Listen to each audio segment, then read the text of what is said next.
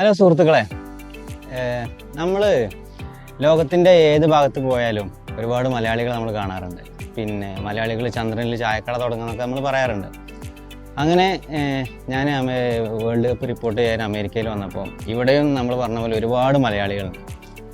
അപ്പോൾ അമേരിക്കയിൽ വരാൻ കഴിയാത്ത ആളുകൾ, ഇങ്ങോട്ട് ഇതുവരെ അമേരിക്ക കണ്ടിട്ടില്ലാത്ത ആളുകൾക്കൊക്കെ ഇവിടുത്തെ അമേരിക്കയിലെ വീടുകൾ, ഇവിടുത്തെ സംസ്കാരം, ഇവിടുത്തെ ജീവിത രീതി, അങ്ങനെ പല സംഭവങ്ങളും കാണാൻ താല്പര്യം ഉണ്ടാകും.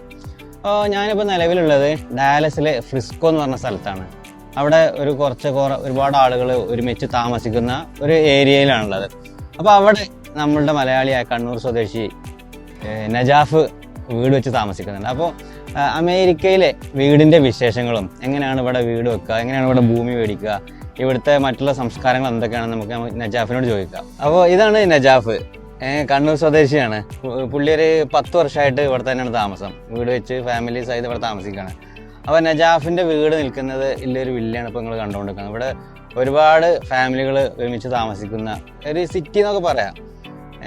ഏകദേശം എല്ലാ വീടുകളും സെയിം ലുക്കിലുള്ളത്. അപ്പോൾ നമുക്ക് നജാഫിനോട് ചോദിക്കാം, എന്തൊക്കെയാണ് നജാഫെ ഇവിടുത്തെ വീടിൻ്റെ വിശേഷങ്ങൾ, എങ്ങനെയൊക്കെയാണ് വീട് വെക്കാൻ നമുക്ക് എന്തൊക്കെ ചെയ്യണം ആദ്യം, പിന്നെ ഇവിടുത്തെ ഭൂമി വാങ്ങൽ, ആ കാര്യങ്ങളൊക്കെ നമുക്ക് നജാഫ് തന്നെ പറയും.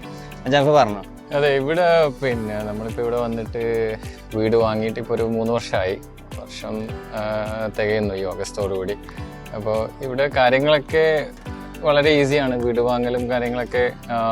നമ്മളിപ്പം ഫസ്റ്റ് നമുക്ക് ലാൻഡ് ചൂസ് ചെയ്യാം, നമുക്ക് ഇഷ്ടമുള്ള ലാൻഡ് ഇവിടെ ചൂസ് ചെയ്യാം. ഞങ്ങളിവിടെ വീടെടുക്കുന്ന സമയത്ത് എനിക്ക് തോന്നുന്നു ഒരു 4-5 വീട് ഇവിടെ ഉണ്ടായിട്ടുള്ളൂ. അപ്പോൾ അത് കഴിഞ്ഞിട്ട് വന്ന വീടാണ് ഈ കാണുന്നതൊക്കെ. അപ്പോൾ ഞങ്ങൾ സ്ഥലം കണ്ടു, ഇഷ്ടപ്പെട്ടു, അങ്ങനെ പ്ലാന് കാര്യങ്ങൾ മോഡലൊക്കെ കാണിച്ചു കൊടുത്തു. അങ്ങനെയാണ് ഞങ്ങളിവിടെ വീട് വെച്ചത്. ഇപ്പോൾ ഒരു 3 വർഷമായി.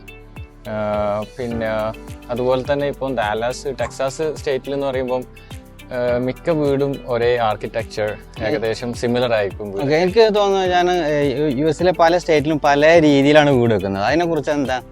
ഇപ്പോൾ അത് ശരിയാണ്. എന്താണെന്ന് വെച്ച് കഴിഞ്ഞാൽ ഒന്ന് നമ്മളെ വെതർ വ്യത്യാസമുണ്ട്, ഓരോ സ്റ്റേറ്റിലും ഓരോ വെതർ. ഇപ്പം ഇവിടെ എന്ന് പറഞ്ഞു കഴിഞ്ഞാൽ തണുപ്പ് ഉണ്ടാവും, പക്ഷേ എക്സ്ട്രീം അല്ല. നമ്മളിപ്പോൾ നോർത്ത് സൈഡ് ന്യൂയോർക്ക് അതുപോലെ അങ്ങോട്ടൊക്കെ പോവുകയാണെങ്കിൽ ഭയങ്കര എക്സ്ട്രീം ആയിട്ടുള്ള വെതറാണ്.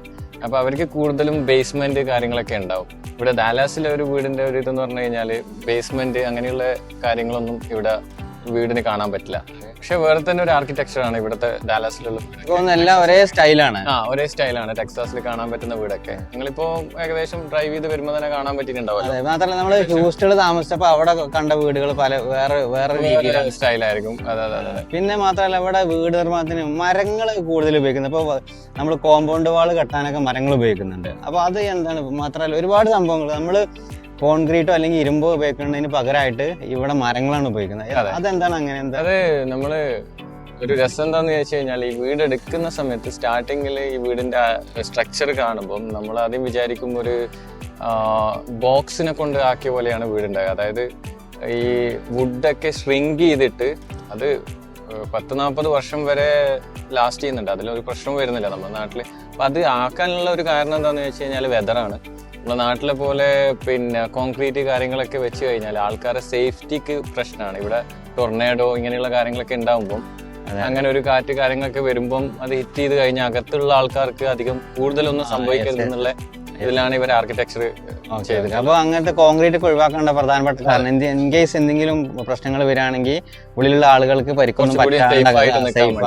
പിന്നെ അതുപോലെ ഇവിടെ കൂടുതലും ബ്രിക്സ് കാണാൻ പറ്റുന്ന, പുറത്ത് കാണുന്ന ബ്രിക്സ് ഒക്കെ എന്ന് പറഞ്ഞു കഴിഞ്ഞാല് ജസ്റ്റ് ഒരു സ്റ്റീലിന്റെ അതിന്റെ മേലെ ഹാങ് ചെയ്തിട്ടാണിത്. ഇത് പ്രൊട്ടക്ഷനും ഉണ്ട്, അതുപോലെ തന്നെ ആ ഒരു സ്റ്റൈല് കീപ്പ് ചെയ്യാനാണ് അവർ ആ ഒരു സ്ട്രക്ചറിൽ കൊടുക്കുന്നത്.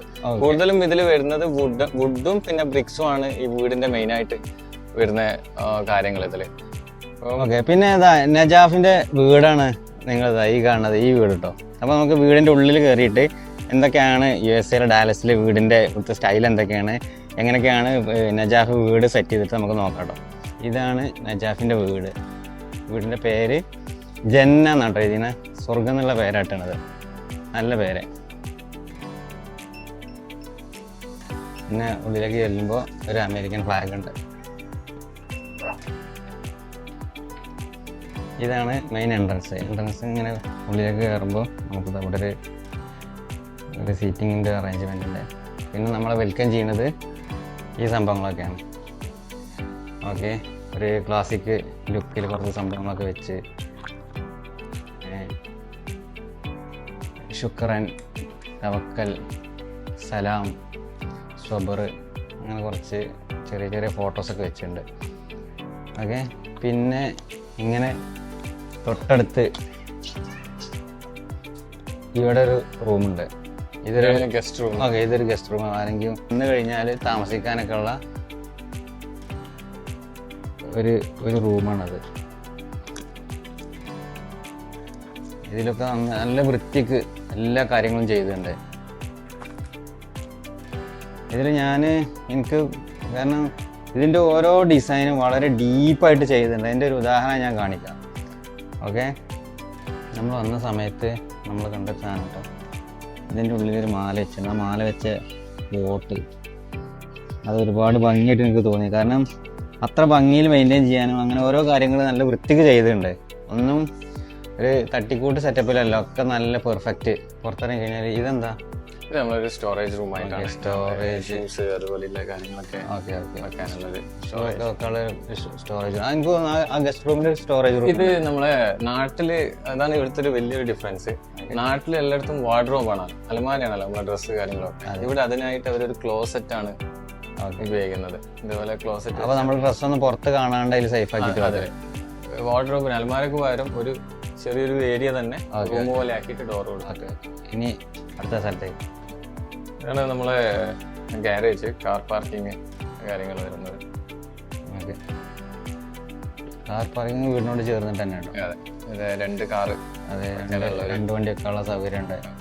പിന്നെ ഈ ഡോറ് കാണുന്ന നിങ്ങൾ മേലേക്ക് പോകുന്ന ആറ്റിക്കാണ്. നമ്മളെ മേലെ ഭാഗം എയർ കണ്ടീഷണറും അതിന്റെ സെറ്റപ്പ് പോലെ കോണി അത് മേലേക്ക് പോകാനുള്ള അത് ഇറക്കി കഴിഞ്ഞാൽ നമുക്ക് ഓക്കെ, നമുക്ക് മുകളിലേക്ക് കയറാനുള്ള ഗോവണി കേട്ടത്. മീൻസ് ഇത് പിന്നെ എങ്ങനെ കാണിച്ചില്ല.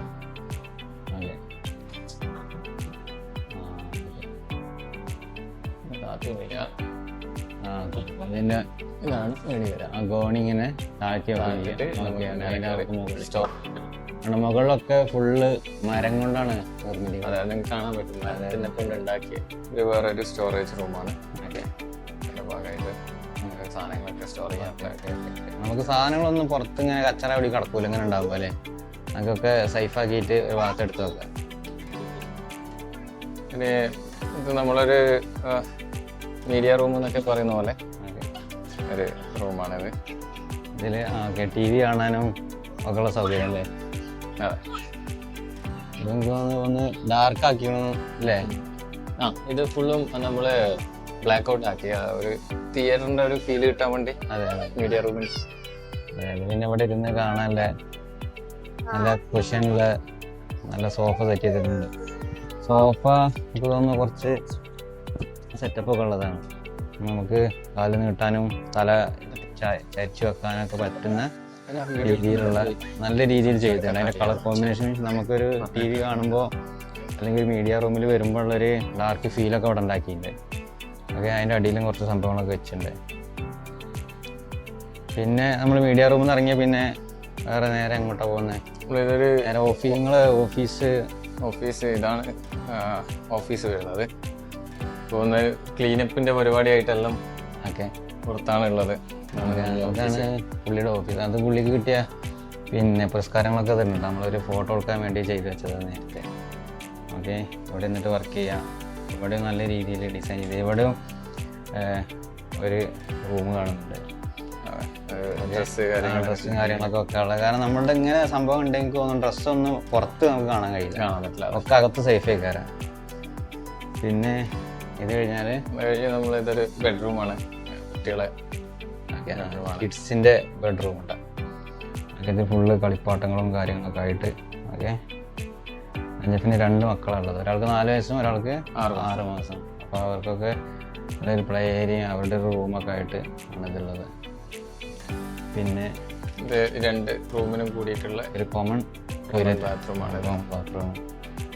നേരത്തെ കണ്ട പോലെ തന്നെ നല്ല വൃത്തിക്ക് ചെയ്തിട്ടുണ്ട്. ഡിസൈനും നല്ല ഡീപ്പ് ഡീറ്റെയിൽ ആയി ചെയ്തിട്ടുണ്ട്. ഇത് ബത്തബ് ഏരിയ കാര്യങ്ങളൊക്കെ ഉണ്ട്. പിന്നെ ഇനി അടുത്ത ഇവിടെ ലോണ്ടറി, ഓക്കെ, വാഷിംഗ് മെഷീനും അനുബന്ധ സൗകര്യങ്ങളൊക്കെ കൊടുക്കണം. അതിനും കാര്യങ്ങളൊക്കെ ഉണ്ട്. അത്യാവശ്യം സ്പേസ് ഉണ്ട് തോന്നുന്നുണ്ട്. അതിൻ്റെ ഉള്ളിൽ നല്ല രീതിയിൽ ഡെക്കറേറ്റ് ചെയ്ത് വൃത്തിക്ക് വെച്ചിട്ടുണ്ട്.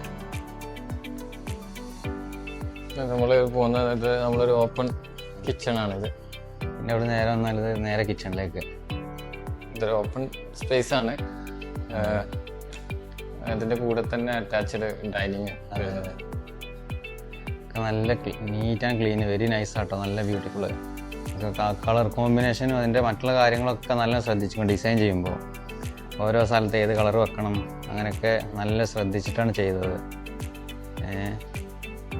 ഇതാണ് ഇവിടുത്തെ കിച്ചണിൻ്റെ അടുത്ത് തന്നെ ഇരുന്ന് ഭക്ഷണം കഴിക്കാനുള്ള സൗകര്യം.